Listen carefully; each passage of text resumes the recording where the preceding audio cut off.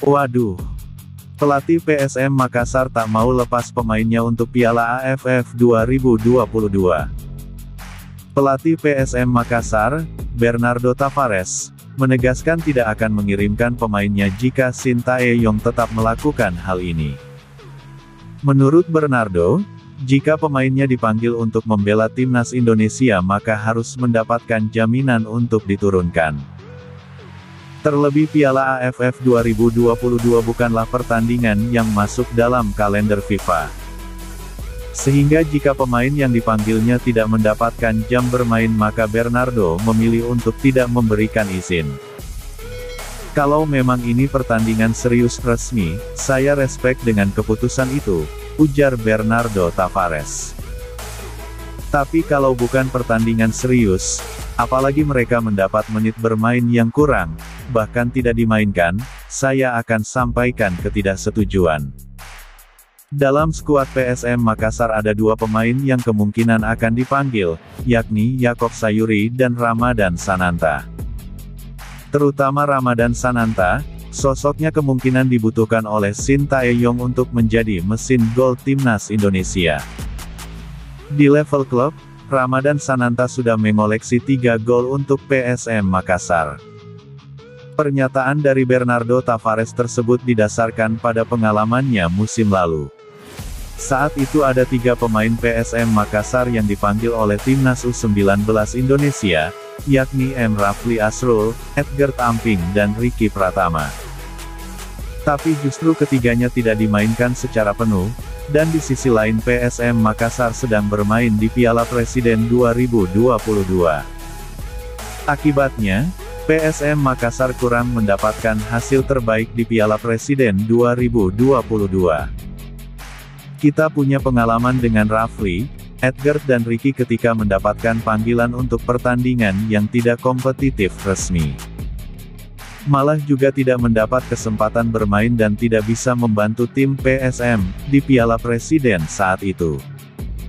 Serta beberapa pertandingan awal PSM di Liga 1 tidak bisa membantu. Tapi pelatih asal Portugal itu tetap memberikan izin pada para pemainnya untuk membela timnas Indonesia.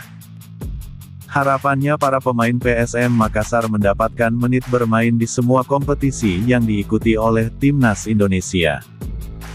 Ini yang saya tekankan jika mereka dipanggil untuk pertandingan kompetitif. Hal positif, saya akan setuju dan itu akan membantu mereka juga. Di sisi lain saat ini Sintayong masih disibukkan dengan pemusatan latihan karena mental para pemain.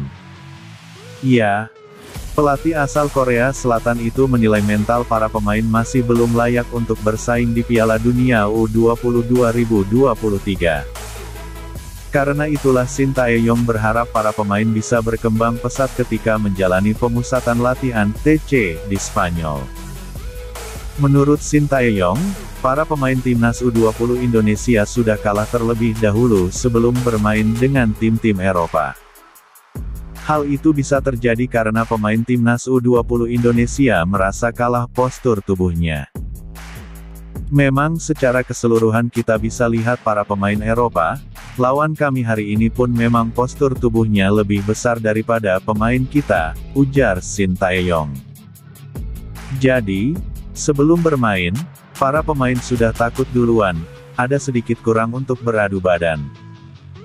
Permasalahan itulah yang harus dipecahkan oleh Sintayong, agar timnas U20 Indonesia mendapatkan hasil terbaik di Piala Dunia U20 2023. Beruntung skuad Garuda Nusantara akan mengikuti turnamen Pinatar Arena.